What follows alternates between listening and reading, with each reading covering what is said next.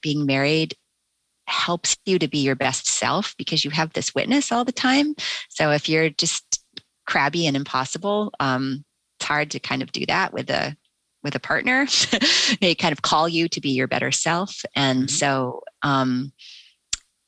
it's good for you in a way to be married because it counters against your selfish impulses, which, look, that's probably the most strong impulse of man is we want what we want. We want to think about ourselves and our own needs. And yet, if we are left to our own devices to think about our own needs and ourselves, we tend to become miserable.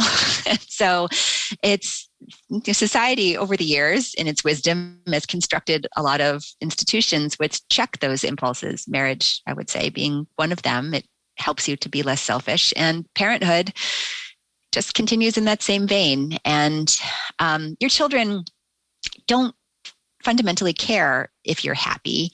They don't really care if you get what you want. And they may or may not thank you and for all of the work that you put into it.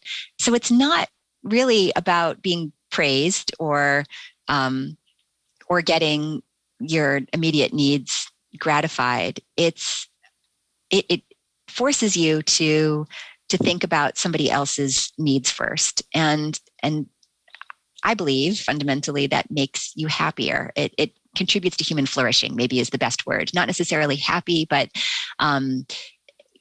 allows you to be at your highest capacity as a human being. Not for all people, but for most people. I think it's not an accident that society has organized families because we're best in that environment. That's not something I understood before I got married or before I had children. I mean, in retrospect, I wish I had started having children sooner. I kind of saw it as this I don't know, like everyone has kids, so I guess I'll have some, but it's going to be a lot of work. I don't want to have too many, but now I've decided to have 4, and I think it's really great.